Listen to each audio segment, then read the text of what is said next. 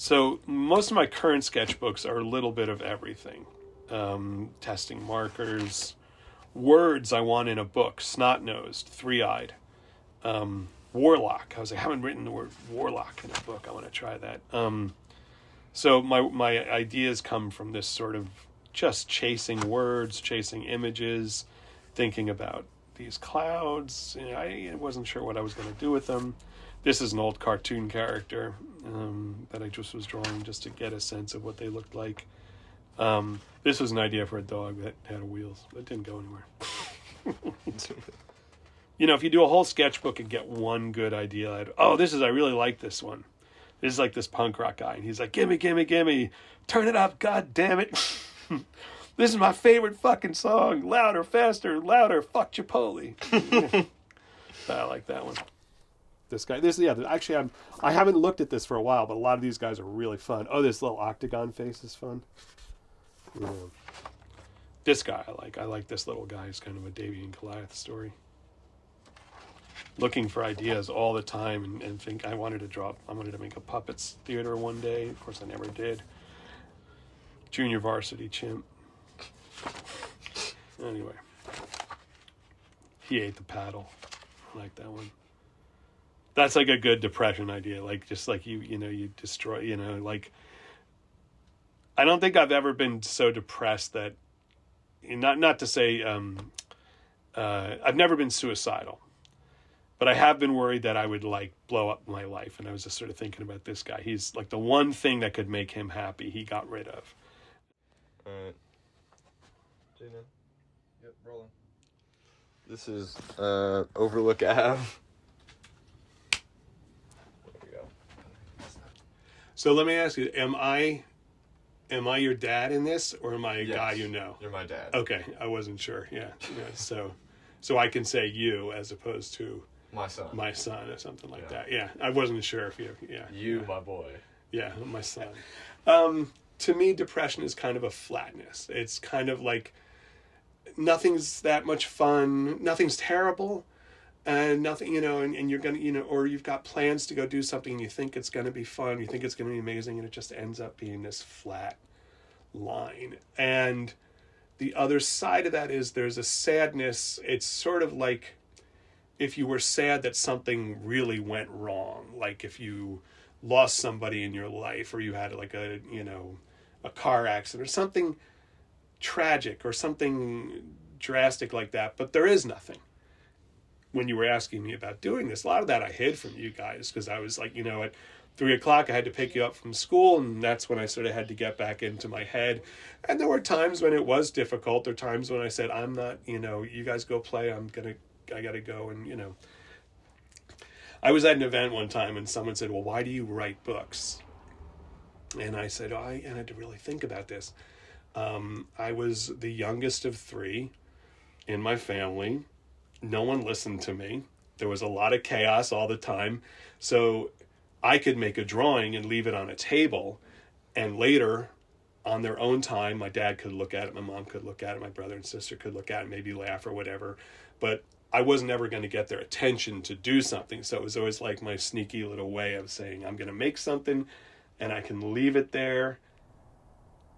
I remember periods of, just saying I was in a funk. I remember periods of being on the couch for a couple of days, like every day, just kind of just feeling off and feeling down and feeling sad. I remember, one day I was probably in my early 20s just sort of crying about something, and I think I was home over Christmas break or something like that, and my mom's like, what's going on? I was like, just everything sucks. And that's the feeling of depression. Just everything sucks. And sucks is a great word for that, because it's not end of the world stuff. It just is flat and is dull and is painful. And also at the time, Kelsey, your cousin, had been born. Mm-hmm. I was spending a lot of time with her and just sort of babysitting and sitting down and reading books and telling stories and drawing with her and stuff. And I was like, this kind of feels right. And I think it was a good call, because I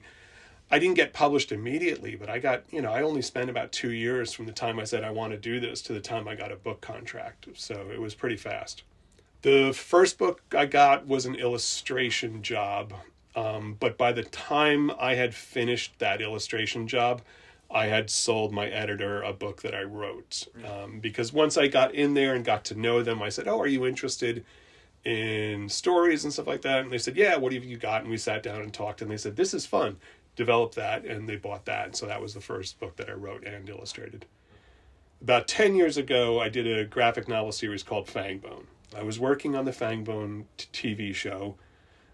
You guys were just like in a good place. Mom was in a good place. I was in a good place. There was money in the bank. We were having a good time. I think we went on a vacation, nice vacations. And I remember like everything was just going well. And I remember just standing there and just started weeping like, what the fuck is wrong? What is wrong? Why do I feel this when everything in front of me is good? Honestly, I first went to someone for anger management. And because I have a temper, I was never physical. I would just lose. I would scream, yell, and and a lot of times it was aimed at myself. But it was inappropriate behavior.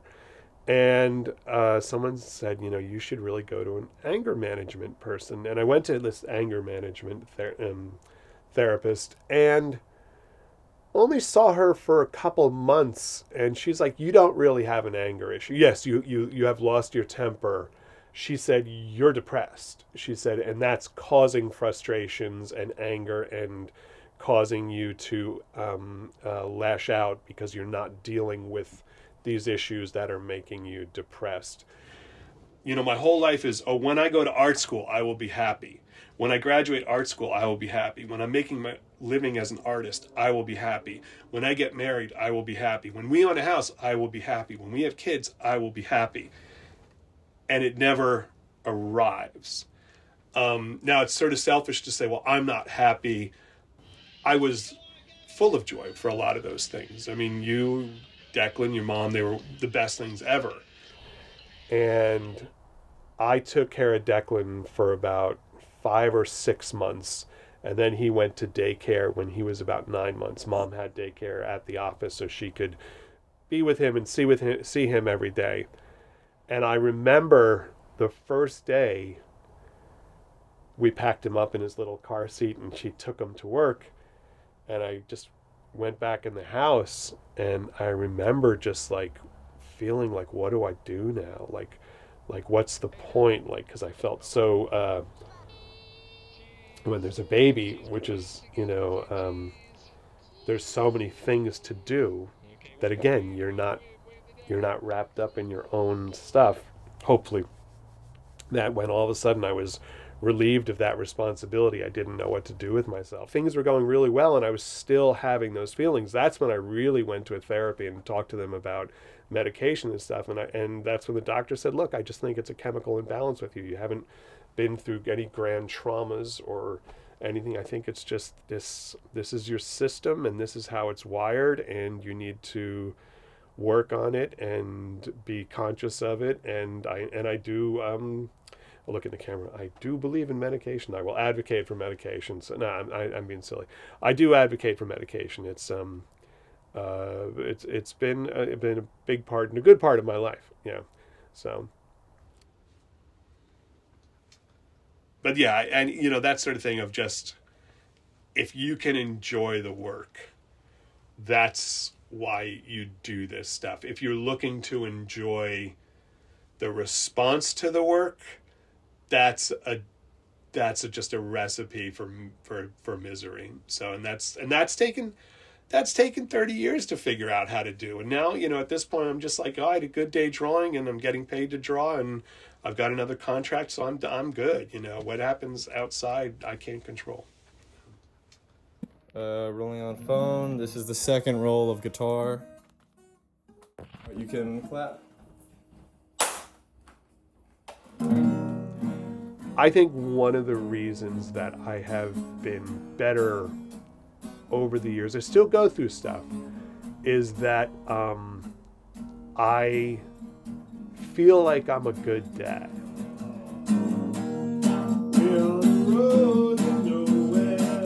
And I feel like I've done a good job at that, and I feel like I was good at that and will be good at that.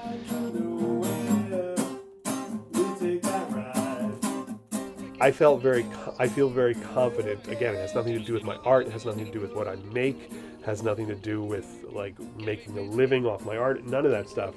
But just as value as a person, being a father gave me a lot of that value, and you know, that's when you were asking, like, when you guys moved out, was it hard? Like, yeah, but it's also sort of like there's a lot of good feelings around it as well. So.